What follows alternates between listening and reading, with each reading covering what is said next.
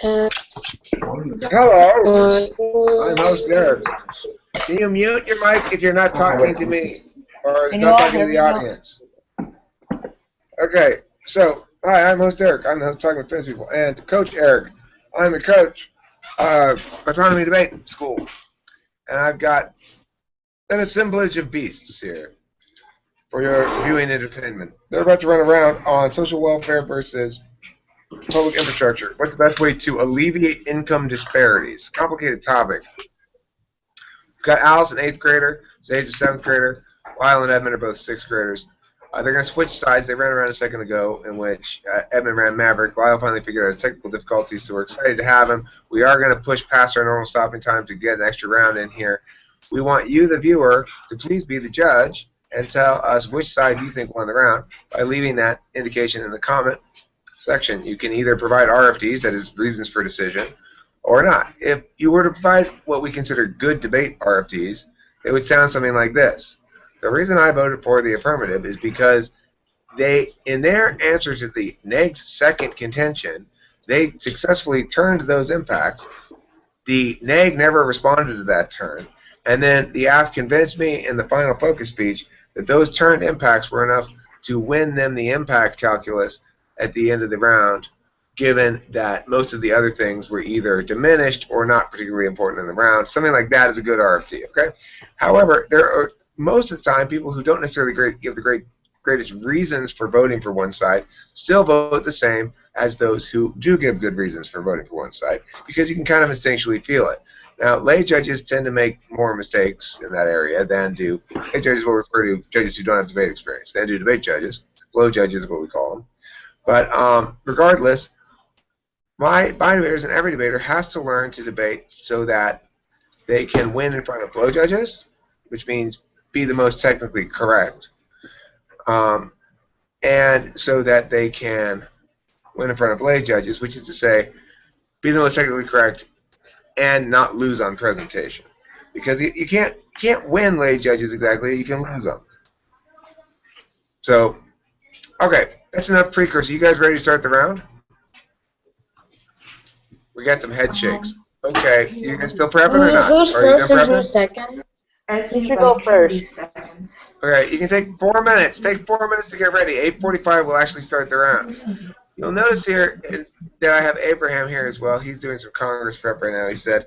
And it's always good to have him here. This is my part of my army. And they're important to me. Very, very important. All these people. Which side's first and which side's second? Let's make Alice, you guys get to go second this time. Yay. You should let Edmond, like the other Edmond, in. He's not here right now. So look, Lyle, that means you got, but I still want you and Edmond to be on the AF side. So that's good. You go first and AF. Alice and Zaid go neg in second. Good. So it's not confusing. Now, one thing I want you guys as debaters to focus on a little bit more, none of you guys talked about the relevance of the impacts you were talking about to alleviating income disparities. You sort of talked about impacts on the poor and stuff. Make sure you remember to say the only way we're going to close the gap between rich and poor is to direct some of that money from the rich to the poor. Our goal is to alleviate income inequality. If you're on the neg side, our goal is to alleviate income inequality. You keep talking about other things than that. Because if we want to actually alleviate the gap, narrow the gap, that means not only do poor people have to get more money, rich people need to get less money. If we are doing the infrastructure projects, who's going to make the bulk of the profits from those infrastructure projects? It's the owners of the construction company that win the bidding process, right? So why should we assume that public infrastructure money is going to narrow the gap? It's going to make rich people richer. Yes, it will give some poor people jobs. Yes, it will give them some money, but it's actually going to widen the gap, and isn't that what we're here to be arguing? So you need to focus more on that first little clause, the income disparities card, okay? The clause, I mean the income disparities clause in the resolution. Focus a little bit more on that. You let me know when you're ready. Abraham, do you have any comments while we wait, while I go to the bathroom? Eric, do you mind if I invite a couple of the royal debaters? That's fine. You're welcome to. Go ahead. More than a minute. I don't know how many the maximum people you can have in this is, but go for it. All right.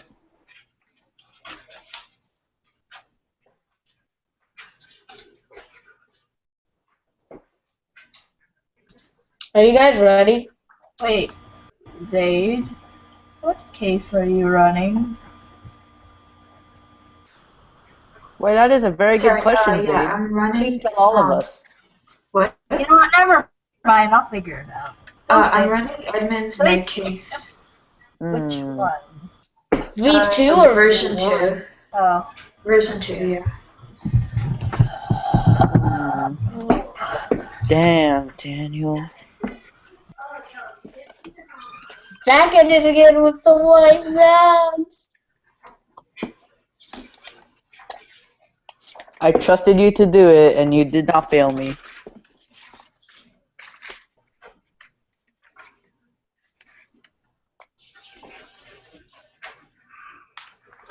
What the? Where is the? Where is it?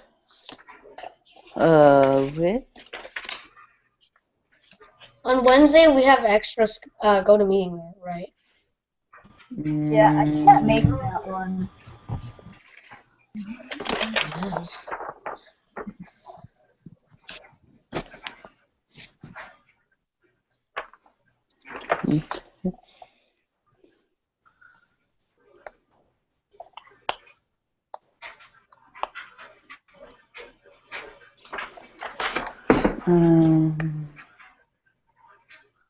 Why are there 2 Abrahams? I don't know. That's okay. There. That's nice.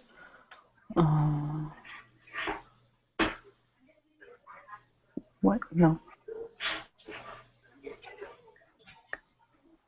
That's really weird. Why is there 2 of me? I believe it's because, you know, your potential in debate means that there are 2 debaters talking when you just talk. There's like 2 debaters immediately. It's just that strong. It sounds legit. Very true. Very true.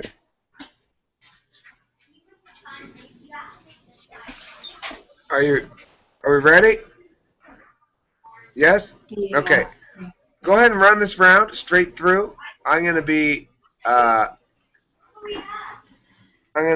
not doing the little in-between speech things. So guys, for viewing audience, what you can expect is the round that goes 4-4-3, that's 2 opening speeches, 4 minutes each, 1 crossfire, 3 minutes.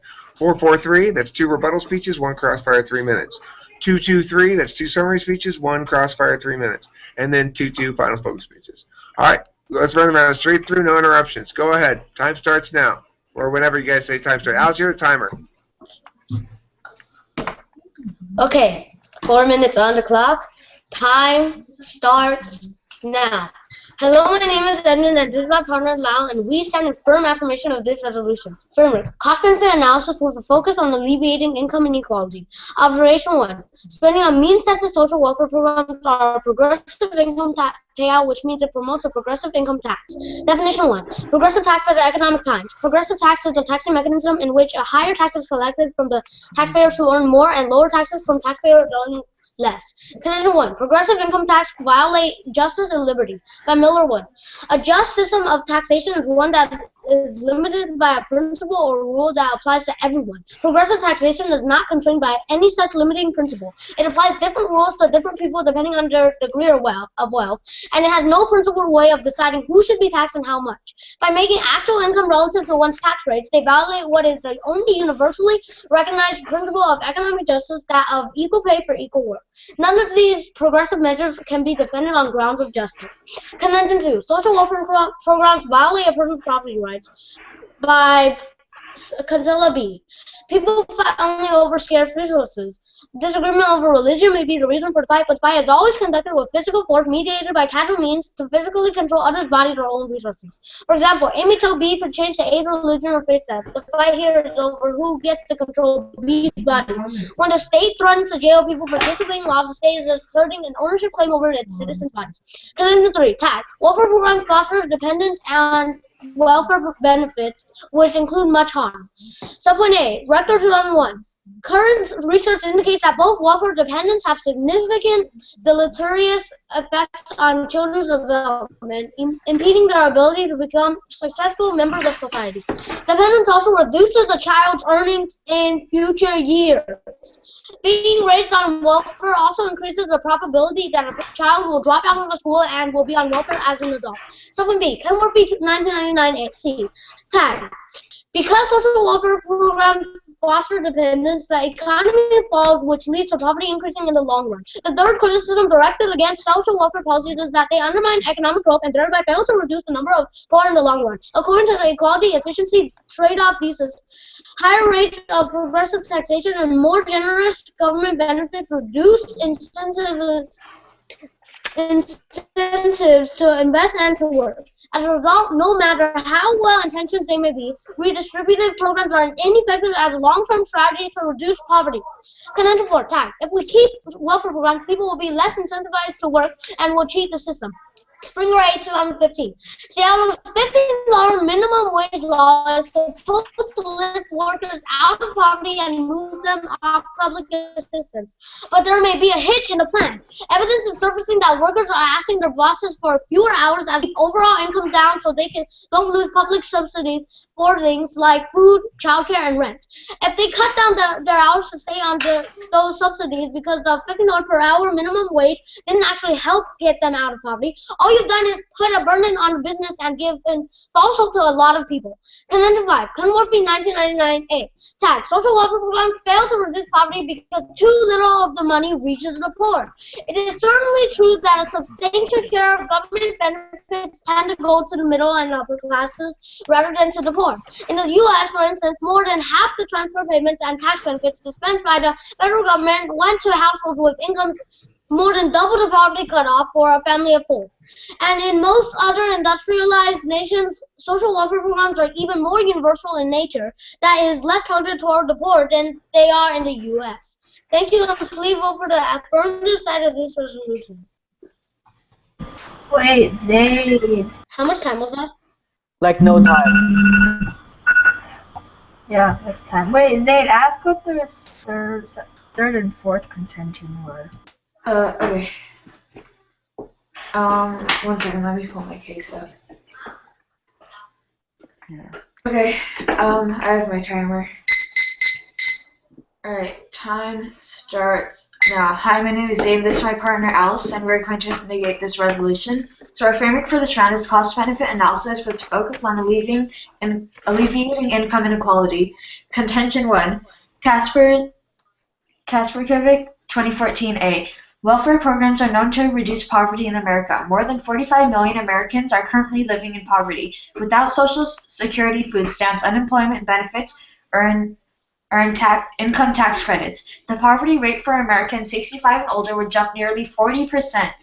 Social welfare programs work. Safety nets like food stamps prevent millions more people from struggling to put food on the table. Without food stamps, another 8 million Americans would be living in poverty. Without tax credits like the federal earned income tax credit, poverty for children under 18 would be 22.8% instead of the official poverty rate of 19.9%. Contention 2, Stoll 2014. We have 3 warrants on why public infrastructure should not be spent on. The federal government spends a lot on infrastructure already. The Federal Department of Transportation had outlays of $76 billion in 2013. Federal infrastructure spending is often on wasteful projects. Remember the $223 million Congress appropriated to fund the bridge to nowhere in Alaska? Federal infrastructure spending can be influenced on an appropriations subcommittee rather than by whether a project is genuinely worthwhile investment. Sure, some infrastructure projects might be worthwhile. In those cases, private investors might decide to invest on their own. Contention 3, Snyder 2015. Social welfare programs promote liberty by giving direct wealth. No government will ever grant true liberty. The true answer is wealth. Nothing has liberated more people than wealth. By the very nature of our being, we all have the freedom to travel where we want and when we want, and to do what we want. We simply don't have the liberty to do it, and it's not our government holding us back. It's our health. It's our wealth. Likewise, we're all free to pick the occupation we want. There's no law saying one person must be a teacher and another must be a doctor. If we've got the freedom, then why are most folks toiling at a job they don't love? You know the answer. It's because their wealth has not liberated them. Contingent 4, page 2015. Social welfare programs are a form of reparations, and reparations reduce the number of people who need means-tested welfare programs long-term. The aim of reparations is equality, and would mean fewer poor folks, which is to say, way fewer recipients of means-tested social benefits. Reparations to be used in a way that builds entrepreneurship and transforms unproductive poverty traps in places that serve America's need for more engineers and scientists. Any sort of community-driven infrastructural reform reflects a persistent tendency to ask those with fewest capital, institutional, and human resources to draw on those resources to live better, to better their lives. But a reparations endowment is not your typical neighborhood development initiative. The partnership is not between community leaders and federal government agencies, but between the former and elected reparations trustees. But even if not a cure-all, monetary reparations hold a great promise when it comes to the difficulty of achieving equality. Thank you. Vote for no. Did you get up the page? What? Did you get up the page? Okay, yeah. Okay. I had like one sentence left at the end, but... We might as well count it as full. Okay. Form of reparations, eh? Hi, YouTube. Oh, hey, Edmond. Hi, YouTube. No, Edmond, YouTube will not. Edmond, you're not they don't notice you. Edmond. Bye. Hey, you know where else you aren't is you weren't in policy class today. Oh. I had a chest tournament. I'm so sorry, Fred. Yikes. It's okay. That's fine. Okay, let's not interrupt the round, though. Continue, guys.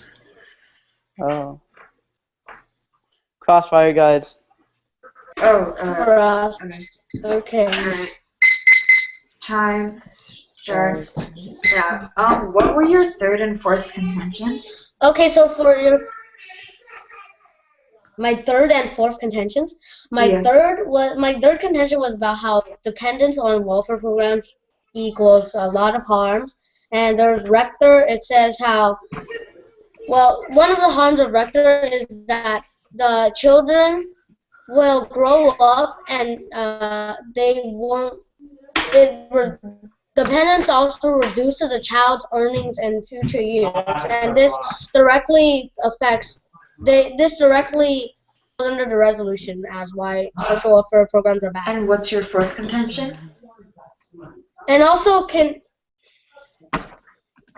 my fourth contention was Springer, and it's about how people abuse the system and cheat the system, so they still have the welfare benefits.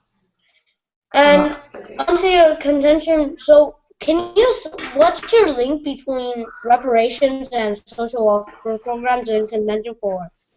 In your contention 4. So we say that in our tag, we say that social welfare programs are a form of reparations, and reparations will reduce the number of people who need means-tested welfare programs in the long term.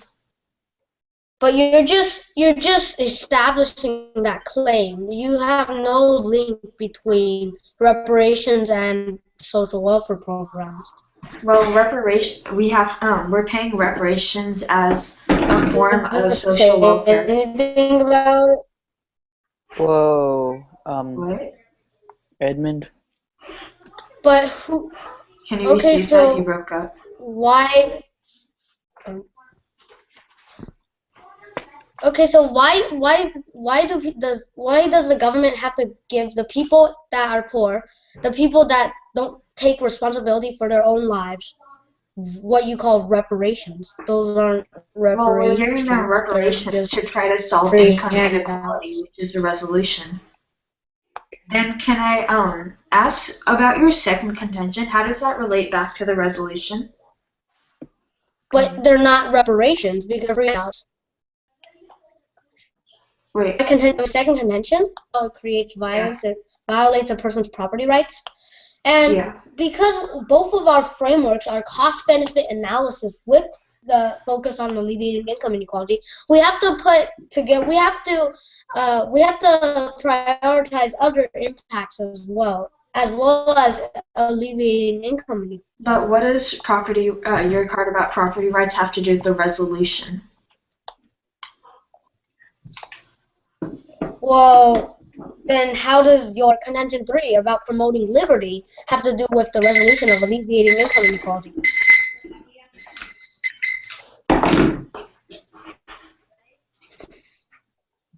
Edmond, don't attack a question with another question, mate. Wait, did you read 2 subpoints in your third contention? Well, I'm turning it. What? Yeah. Subpoint A and B. So subpoint A and B. Worthy? You know what? Never mind. Kenworthy C and Rector. Can I start? Oh, okay. So, Alice, I'm typing something. Okay, yeah. Hold on.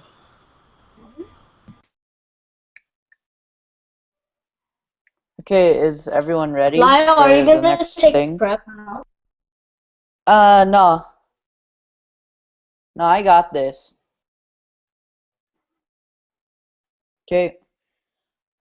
Is everyone ready?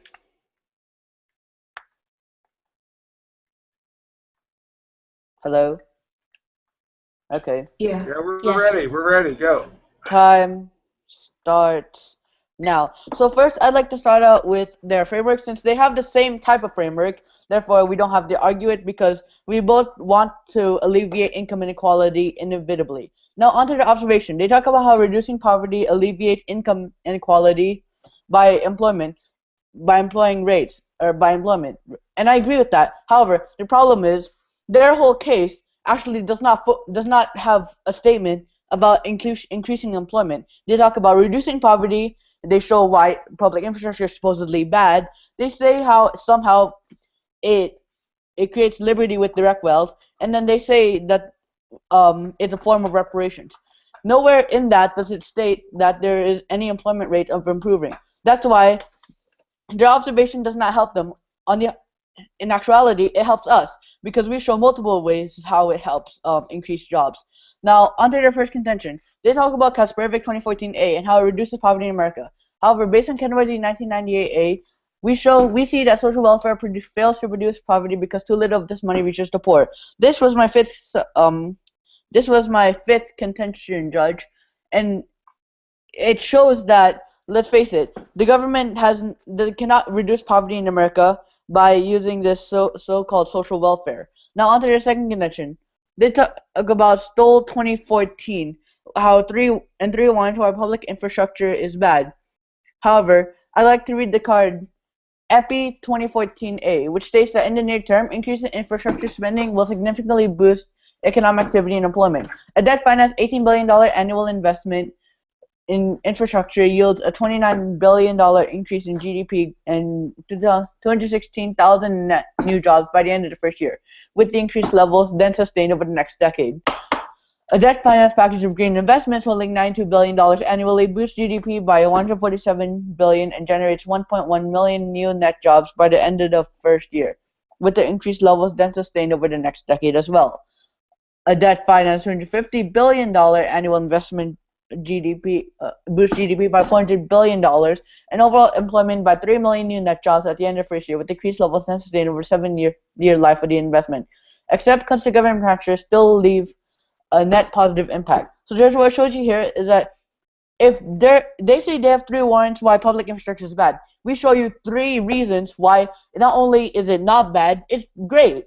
We can see that if the more that we put into it, the more that we get out. So why don't we do the right now? On to their third contention of Snyder 2015. They said how with liberty we have that we give them liberty somehow with direct wealth, but the fact is we're infantilizing them. Look, Judge, in our case, of Springer 8 2015, we see that we make them less incentivized, which means that by giving them more money, we're not allowing them to go to their full potential, because the reason is they will get less money if they do. So therefore, Judge, by letting them have social welfare, we're infantilizing them. And the AF itself believes that if they don't get social welfare, they won't try to find a new job. No, instead they'll just sit there, cry, and die. That's just how the AF sees it. That's how the neg sees it. Sorry. If we go by the AF side, we see the truth that it's not that they're less incentivized with public infrastructure. It actually helps them.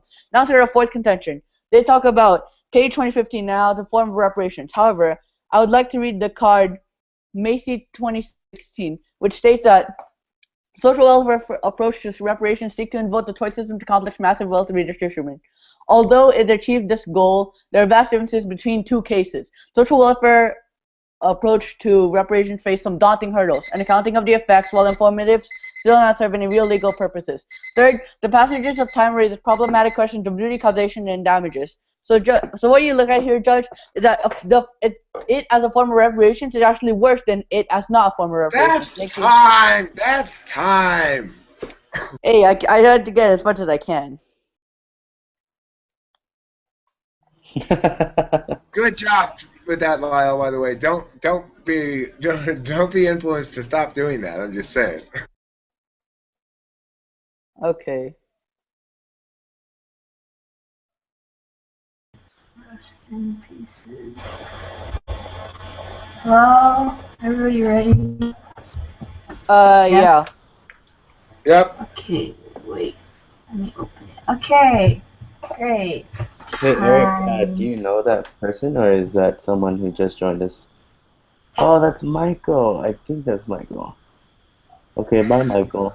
Abraham, don't interrupt the round, please. Let's just let it roll. What? Go, Alice! I can't really hear any. Okay, everybody ready? Great. Time starts now. Okay, so judges, I guess I'd like to talk about framework. So we both basically have the same framework, which is cost-benefit analysis. Yep, with focus on alleviating income inequality, but we obviously win under this framework because we are talking about alleviating income inequality and cost-benefit analysis. We are obviously alleviating income inequality because by voting for public infrastructure, you're in reality trying to widen the gap even more, because with public infrastructure, the people who benefit the most are actually the rich people, which is number one, not alleviating income inequality, and is number two, making cost-benefit analysis even worse because it's not alleviating lowering or fixing the gap. So for the first contention, they read Miller 1, how basically about progressive income tax. But first of all, it's a little bit off topic here, as well as the fact that the country cannot really function without these taxes. So we need these taxes, which means it doesn't exactly it does matter, but it's not that big of an impact. It violates justice and liberty because we really, really, really need these taxes. And then for the second contention, he talked about how violates a person's foreign property rights. But again, this doesn't have the hugest impacts, because would you rather have a scenario where you violate a person's property rights but the problem gets fixed, or say you don't touch them at all, they live like a beautiful life but they're still in poverty? Obviously you'd rather have them violate a tiny bit of property rights, which would lead them to getting out of poverty, which means their entire impacts for this first and second contention don't count. And then for the third contention, they read two subpoints. So for the first subpoint, they read Rector, but I have a card. It says it's Johnson F, and that's food stamps help lessen the burden of poverty for 4.8 million people. The earned income tax credit and the child tax credit kept 8 million people, hardworking families, from falling out of the poverty line. And if Social Security didn't exist, 27 million more people would be poor. And that's just the tip of the iceberg. Every year, Census Bureau data provides that welfare programs are instrumental in helping people get back on the feet and quickly. This is exactly why these programs are necessary, and precisely why cutting their funding doesn't make any sense. In contrast, increasing funding to welfare programs would help alleviating poverty to an even greater extent, which would in turn help the economy grow and protect the middle class, which brings us to the greatest myth of all, the myth that you or I that you or I will never, under no circumstance, need government assistance. So basically, what they said is that it fosters dependence. Maybe it might foster dependence, but that doesn't mean it's not necessary because of how many people it's keeping, let's say, under the poverty or over the poverty line. And then for the subpoint B, I have another card. Johnson B. Most welfare recipients are lazy. Most benefit programs require it's a myth that most welfare recipients are lazy. Most benefit programs require recipients to work in order to collect.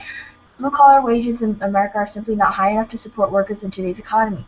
These are the people who legally or physically cannot work and live at the mercy of the system. Most people on welfare are hardworking, tax-paying citizens who are just like the rest of us, or they're impoverished children, elders, or folks with disabilities. It's a lot easier for welfare critics to take away help from people that they imagine are lazy and deceitful. So that's their contention. And then for the fourth contention, they read how that people would cheat the system. But in reality, this is actually the minimal because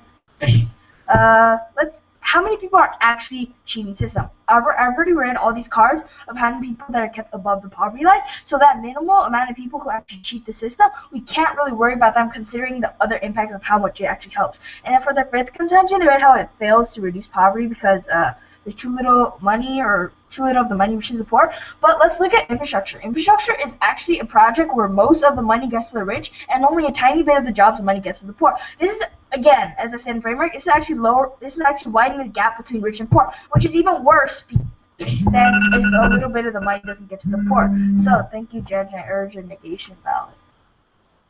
Alice, can you ask about what he said in response to our fourth contention?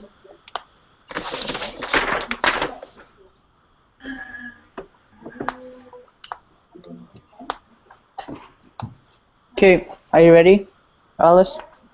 Yeah. Alice? Yes, I'm ready. Okay. 3 minutes. Time. Start. Oh yeah. We're being recorded. Go. Okay, are you ready? Yeah. Okay, time starts now. So what did you say in response to our fourth contention? In response to your fourth contention, which was about how social welfare is a form of reparations, I read Massey. It's Massey, and it states how not only is it not a form of reparations, but if it were a solution to it, it would actually make things worse because it should not apply to what. Let me just. Do you want me to get the card for you for a second, or no? Do you need it? Sure. Yes. Okay. Okay, let me get the card. Give me a second. Do you have any other questions? Yeah. So you say we have the same framework, right? Or you agree that if we can prove we win under framework, then we should win since we have the same framework? Your framework is cost-benefit analysis with better effect on income inequality. So do you agree? Therefore, do you agree that we have to alleviate income inequality to win the round? Well, I already said why we win to alleviate income inequality in the rebuttal. So yes. Okay, could I tell Zaid where it's from? Sure.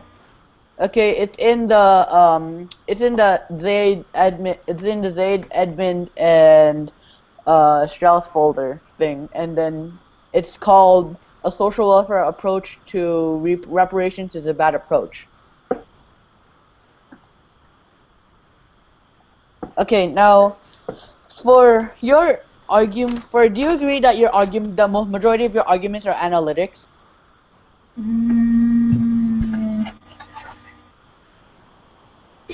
Yeah, but they're logic-based analytics. So is it logical that reparations is it logical to you that reparations are social welfare? Yes. Can you explain to me in what way does logic agree with it? Because social welfare programs or means as a social welfare program in this case is where you're basically giving people money, right? To get out or to get out of the poverty line, right? Reparations are the same thing. They're like, let's say African American reparations or Japanese reparations. We are giving people money because, number one, we have a burden, number two, because they need it. Mm-hmm. So do you agree that giving people money is the definition of social welfare? No. Based on what you say. So what did you say then? Since you obviously mistaken yourself. What do you mean I obviously mistaken myself? I mean that You social welfare programs are basically, let's say reparations are one example of a social welfare program. Time. Yeah.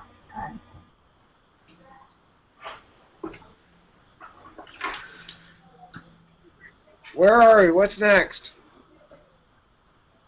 Summary. We're on summary now.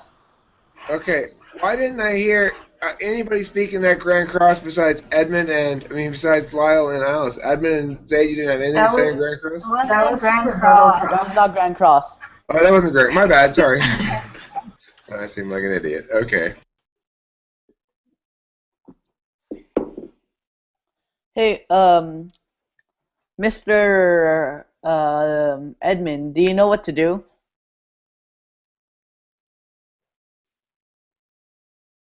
Oh, hey, Mr. Strauss. Edmond has technical difficulties. I see that. Let me see if I can help him. He can't speak. That's nice. Oh, that's because I muted him because he was making a bunch of unnecessary noises. Oh, okay. Now he should be fine. Can you talk now? Okay, Edmond, Yeah. do you know what you're gonna do? Can you hear me? Yeah? You know what you can do, mate?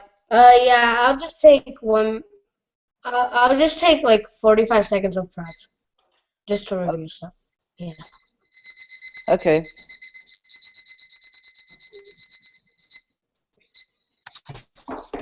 Okay, so are you timing? Edmond, you can just do your prep right now. It's already starting to time.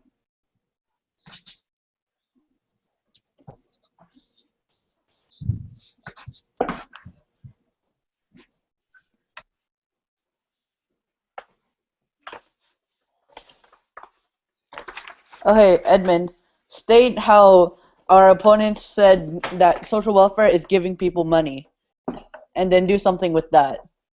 Okay? Okay, Edmond?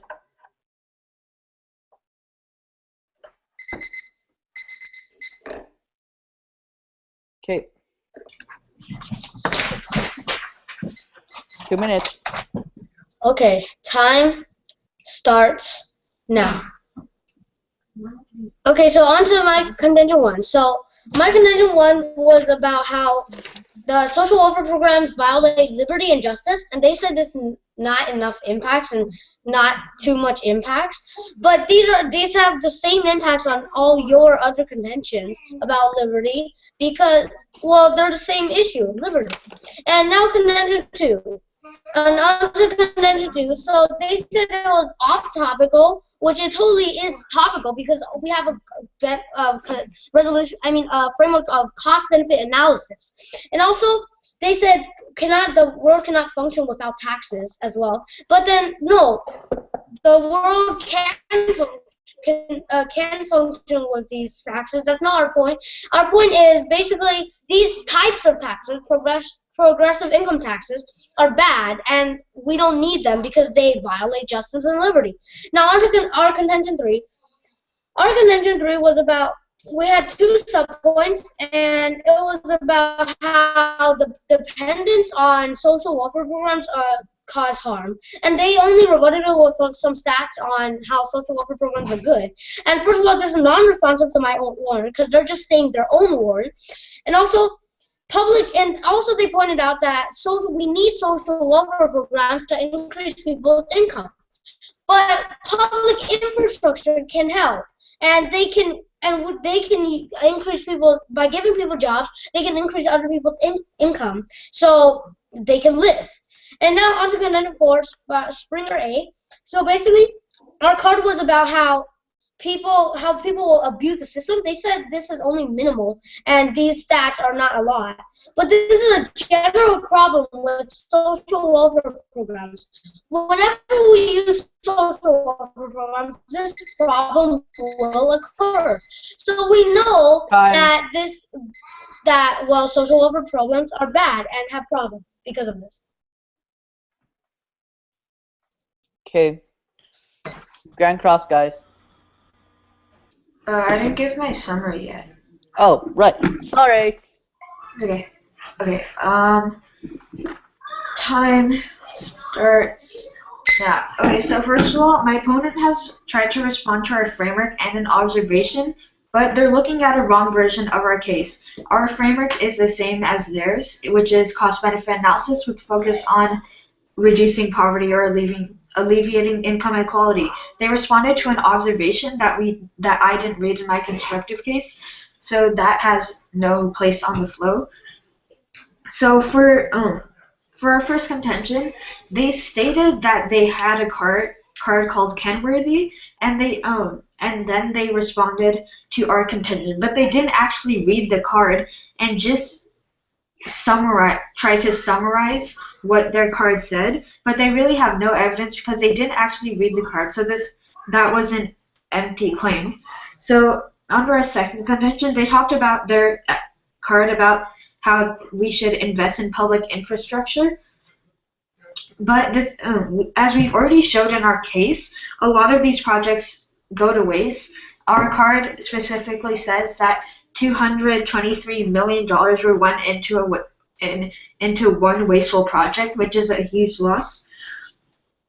Also, for other large investing projects, there can be private investors, and we already spend a lot on public infrastructure, as we've already stated, and we don't have those impacts. So on to our third contention, they talked about how our Liberty card says that we infantilize people, but actually, even if those people are somewhat infantilized, it's because they can't do anything because of diseases. I have this card, Winery 2013. Diseases lead to poverty because of unaffordable medicine. People face challenges due to diseases. For instance, someone who gets sick may have to sell their possessions to pay for medicine. No. Oh, hey, Zaid, we did read that Kenworthy card. That was a Kenworthy 1999 A. Mm-mm. You didn't. You said stuff from the card. That was our contention 5. That was our contention 5. Zaid. Oh, okay. Good news, you'll be able to see the video That in was a little contention bit. 5. So Zaid, yeah, I'll just cross out that summary. Bye, Abraham. Thanks for being here. I appreciate it. Sorry for being terse with you earlier, or Kurt, or whatever. I apologize. Goodbye, Alright, guys. Abraham. I'll see you guys later. I have two of my friends here, Joseph and Michael. So say hi. Hi, hi, Joseph and Michael. We'll talk to you after the round, Joseph and Michael. Okay? If you're still here and you want to talk to us. All right. Bye, Abraham. What? Okay, Grand Cross. Yeah. Yeah. Is everyone ready? Yeah. Time starts now. Does in response to our fourth contention, your Macy card, does it actually state any harms that we talk about?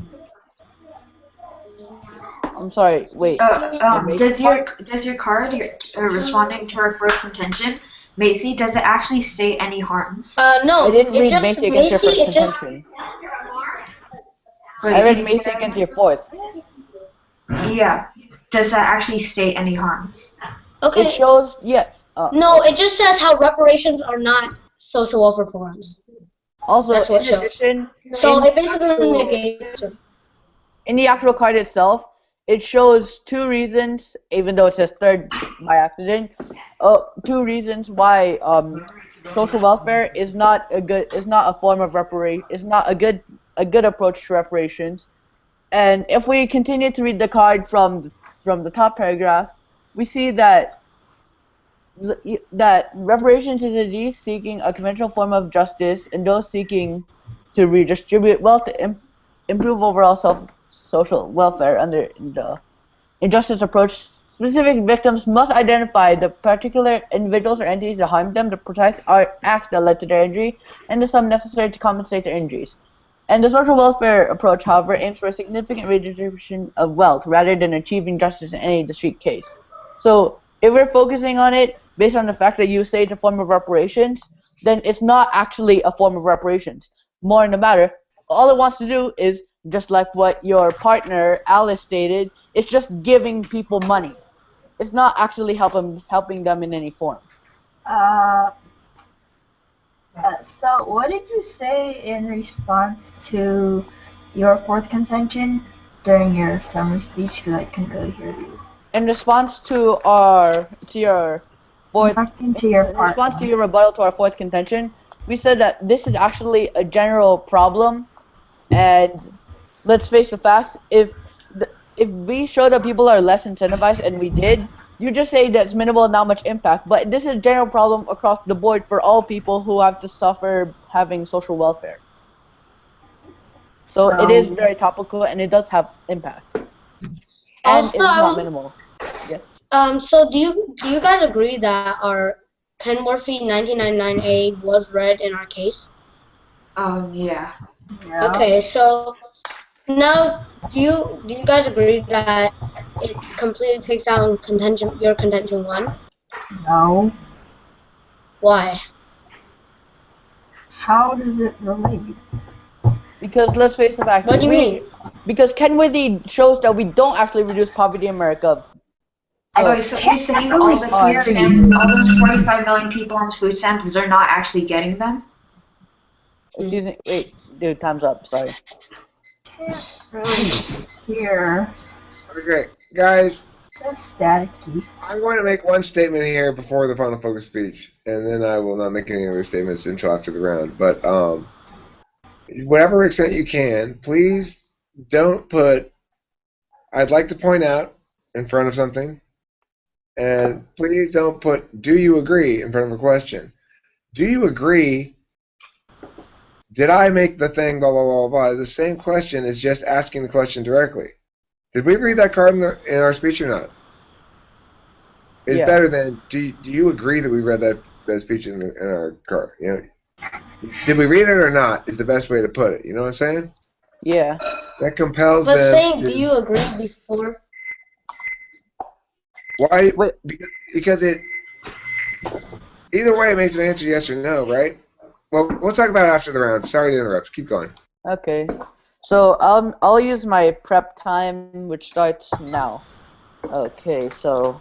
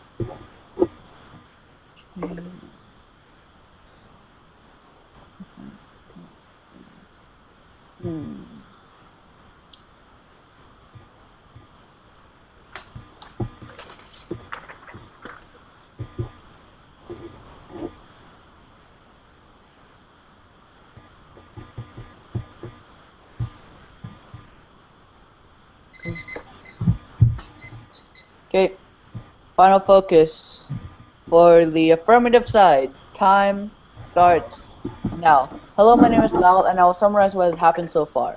In our first, second, third, and fourth, and fifth contention, we all show reasons why social welfare is bad, and why we should. We show reasons why social welfare is bad. Now, our opponents argued our first contention by saying that it is off topic, but we show that it actually has the same impacts, so therefore it is on topic.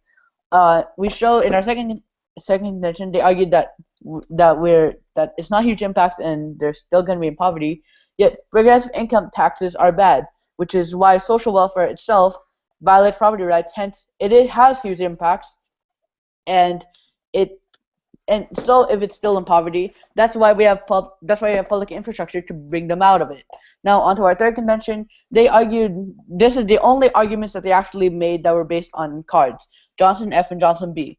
Both of them were non-responsive, as they just said. Admit that most are lazy. We agree, and how food stamps, etc. It doesn't attack our case. Now, onto our fourth contention. We show how they are less incentivized, and my partner said that this is actually this is a general problem that goes across the board for all social welfare people. So that's why it is less incentivized, and that's why it has a lot of impact. And finally, in our fifth contention, I would like to point out that our opponents described social welfare as giving people money when I asked them a question in rebuttal. Now, if we take it as that, not only is infrastructure not worse, why, it is so much better. If we're giving these people money, then it's true what our fourth contention says. We're making them less incentivized. So therefore, if we go down a flow on our side, we see that social welfare violates justice and liberty, violates property rights, it causes dependence and harm, and it both makes them less incentivized, and it fails to reduce poverty. Just based on our case, we already win. Thank you, and a strong vote for the affirmative side resolution. Okay, I'll do the final focus right now. Everybody ready? Yes. Wait, Alice, what I put in chat? Yeah. Okay. Okay, so time starts now. So, judges, they've completely, first of all, disregarded framework in all of their speeches. And we've already proven why we win under this framework. Because again, public infrastructure, it's actually giving more money to the rich, which is not alleviating income inequality, and it's actually worsening cost-benefit analysis. So we've already proven why we win under framework, which is already giving us the win. But even if you don't believe our point on framework, let's go on the flow. So for their side of the flow, they completely mixed up their entire flow. Like, first and second contention, they got it mixed up. How are you, like, you can't really consider what they're saying as to be real because of the fact that they completely mixed up all their arguments. So none of their arguments actually make sense to any of our contentions. So, which means we get all the impacts in this entire, or in their side of the flow. And then for our side of the flow, basically they mixed up their arguments, and basically all this is that non-responsive. But it actually is responsive because I provided links in the rebuttals, which they would have heard, but they were not on the flow. So, again, you can't vote for them at all because they're completely off the flow and they've lost under framework. So, Judge, let's sum this up. So, what are you getting if you vote for the affirmative? They killed essentially over 45 million people because they were on food stamps. They've wasted $223 million on a bridge to nowhere in Alaska, and they starved people who have diseases and private investigators. And even if all their good infrastructure projects work, there's actually private investment, so you can't even count this. As well as the fact that their card can sell it advocates for no taxes at all, when in reality America needs taxes to survive. So, if you're to vote for the negation, then you'd see people who are actually alleviating income inequality, the gap is actually narrowing, and all these benefits are coming. So, Judge, as you can see, I say that a lot, as you can see, we win under framework. They basically dropped their entire case due to the fact that they're completely off the flow, as well as the fact that we've already given you all these things which are bad if you vote for the affirmation. So thank you, and I strongly urge you to You guys are the best. All praises due, guys. Seriously, thank you for being so. That last one. Oh, thank you guys for being so great. I appreciate it. You really afford me a great deal of legitimacy. Very valuable to me. Listen, I know you guys probably have to go, and just please leave whenever you feel you need to. But I just wanted to say, like, Zaid, you're one person who I don't know what your personality type is. I'm curious about it. I have a little hypothesis. I'm pretty sure I'm an INTJ. That's what the test told me. Okay. Well, I was guessing either INTJ or INFJ is what I was guessing. I hadn't really thought about it a whole bunch with you. And Lyle, I don't know what you are either. But I have a guess on you. My guess on you is ENTJ, but what do you know? Well, I'm gonna take this based on what you say, spatial or the other one that you stated. I forgot what the other one was called. Well, it's auditory. Auditory. It's visual or auditory, basically. Spatial Yeah. or verbal.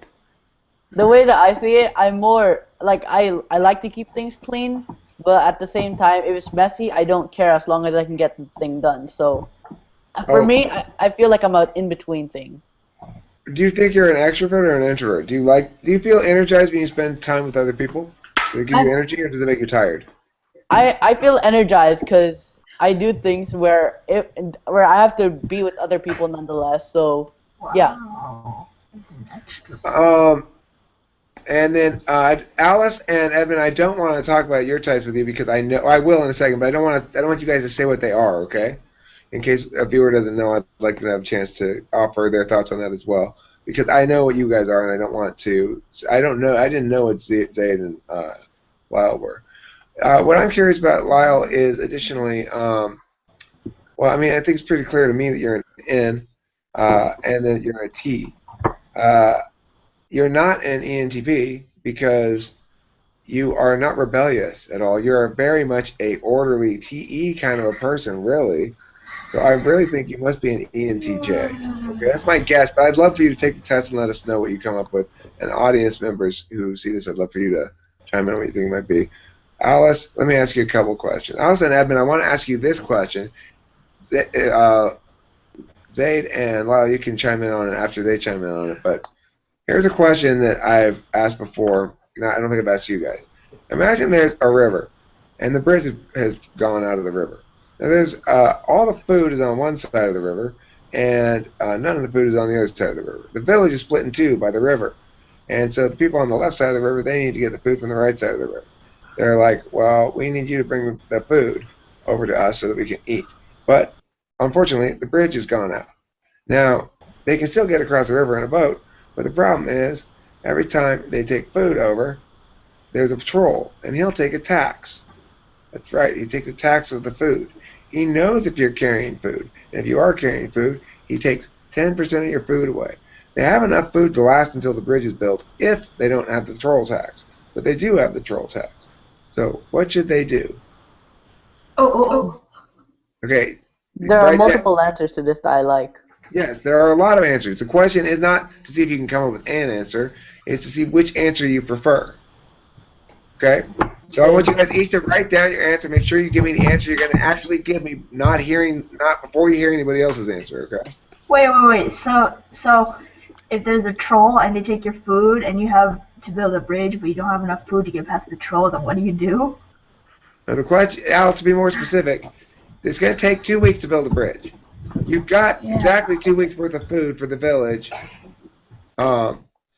You've got enough food for the village before once the bridge is built, then you can get new food from outside. Let's say it's somehow linked to that. I don't know. But anyway, the point is, you've got enough food. But if you don't have to give up the food tax to the troll, if you have to give up the food tax to the troll, listen, you have enough food stored up for the winter, okay, for all of your village. But if you have, and normally if you have the bridge, you don't have to pay any troll tax, food tax, because you go over the troll. But now with the bridge gone, when you cross over, the troll takes 10% of your food every time you're carrying food. And then you want to know how to get across how to make sure that you don't starve while getting the bridge built. You can't afford to pay the food tax. Wait, Mr. Strauss. Wait, what type of food do they have there? They got bread. They got bread that's frozen bread. They got frozen bread, and they got meat. Do they have any meat? They need meat. They got salami, and they got bologna, and they got stuff like that. Do they have any like vegetables or plants or fruits? Oh gosh. Yes, they got. They've got canned vegetables and canned fruits. Oh, okay. Never mind. All right, solutions. Who wants to go first? Zaid, go. Okay. Wait, so they have enough. Edmond. They have enough. Wait, go ahead, Edmond. Ask your question. Edmond, go. Ask your question. They have enough food to like. Wait, so they have enough food to last until the bridge gets built? Yes, they have enough food for winter, let's say, okay? But if they have to pay the troll tax for the duration of the bridge build, then they won't have enough food left for winter. Okay. So I think what you should do is you should poison the troll by poisoning the food. So like you could heat it up and then cool it down because that'll make it go bad. Like if you do that like a lot, and like. So you warm up and cool down the food over and over again so that it goes You bad. just find some way to food poisoning it. You could like. Okay. I gotcha. That's a good solution. That will solve the problem. Other solutions. Okay, so my solution is, since considering for sub point A, the solution is to actually consider the following idea. Did the other side of the village, which I believe you said, Mr. Shasta, it was split, did they actually try anything in the first case? Did they ever try to help the other side? In addition, if they did, then that means that they could build a bridge in double the time, so therefore they don't have to worry about it in the first place. Then they can build it from one side and the other side and connect it together. You know what? Their food supply is so tight, Lyle, that even if they were to build the bridge in half the time, they still wouldn't have enough food to last the whole winter. Okay, then. That's why I had the other point. Using wildlife needed to preserve the people, we can harvest it as needed and reap the resources when needed. And since it's in the winter... Where are you getting these resources? What are you doing? You're planting something or what? No, based on what you say about the village and how the bridge is built, that means that if the bridge was destroyed that easily, that they must have been in a primitive standpoint, meaning that they would still have their wildlife around them. If the wildlife is still around them, that means that they must have had the ability to preserve and harvest, since they needed to cut down the wood, and therefore they wouldn't have enough wood unless they were in a forest. And if they were in a forest, then therefore that would mean that they would have wildlife. I got you. I understand. Lyle, hey. You have creatively solved the problem by proving to me that there are enough resources in the area for them to forage and hunt and stuff. I'm surprised you didn't mention the fish in the river, but I did, but the thing was, it was in the winter, so it's frozen down, so they're all dead. Oh my. Well, that means all the animals are frozen. Solution is that you can use control. We don't even know if it's frozen. I didn't say it was frozen. I said the bread was frozen. They might be freezing in refrigerators for all you know. Anyway, regardless. You said that they last the winter, but... I did say it was winter. It was a good conclusion to draw. It's fair enough. Okay, next person.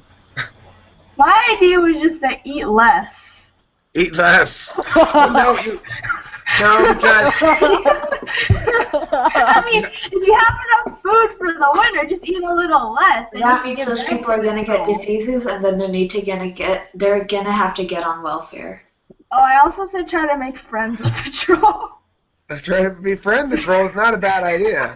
Befriend the troll is not a bad idea. Okay, so, Edmond, do you have a solution? Wait, how big is the troll? He's 10 feet tall, and he's got a big spiked club. Oh. Will he see everywhere?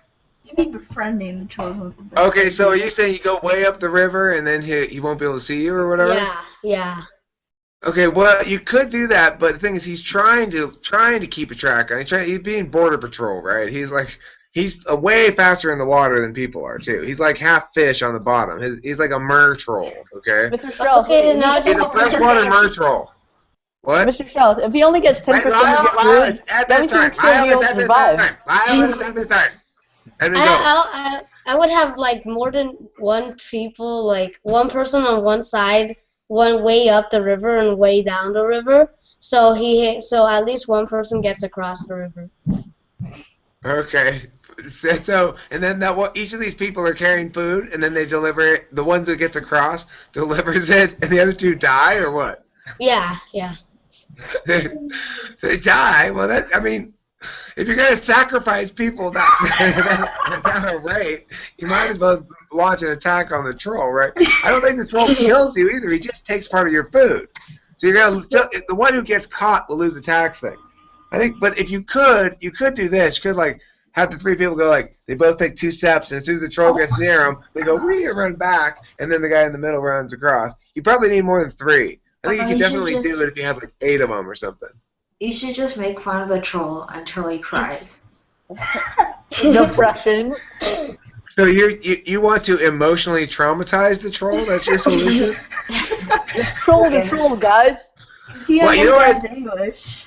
What you should do instead of emotionally traumatize him is ethically shame him, right? You could be like, what you're doing is wrong. You shouldn't be stealing our food. Wait, Mr. John, can you, No, can you you should define tell what the them troll is? Like, is the troll a troll as in like a fake, like a phony? Is that what it means, or do you mean a troll as in like It's like a a big behemoth? green troll with Ogre. big teeth and stuff. Yeah, like Okay, that it would kind. have an elemental ability, because if it did Oh have my an elemental God. ability, you can use it to your advantage. Well, you gonna enslave the troll? No, the thing is, if the troll can control fire, that means that, or it can control water. That means that if you freeze you said that we have refrigerators. So if you threw the refrigerators into the ocean or Oh my into the lake and gosh, actually what freeze the it, that heck? means that he can't move. So therefore, he's immobilized. He can't take in resources. So therefore, you're able to skate free, and you don't even actually need the bridge in the first place, because then you have a way to walk through. How much thought did you put into this? No, I just did debate. So You want to know what the answer is, though, that I've heard that's the easiest answer, which it didn't occur to me. I made up the question not really thinking out any of the answers. I just thought, oh, there's a good kind of that kind of question, you know? The easiest answer is everybody just go to the other side without any food in their pockets. What if the troll wants to take like 10% of you then to eat? Because Nobody asked me, but I made it clear when I told it. But see, I was careful. Zachary, one of the hosts here, Talking to Fence People, he sometimes gives them too much hint, I think, about this, and he gives it away. You should just barely gloss over the detail that he knows if you're carrying food. You just say that. He knows if you're carrying food, and if you are, then he's going to take 10% of it, so, you know, and then you go on like that. And that's how I pitched it. And then because I positioned it like that, I positioned it as you're obviously going to solve this problem by carrying food across, and he knows you're carrying food. You know, so that's why it doesn't occur to you. It's less likely to occur to you that you could just go across without food. Kind of a trick question. How long is it?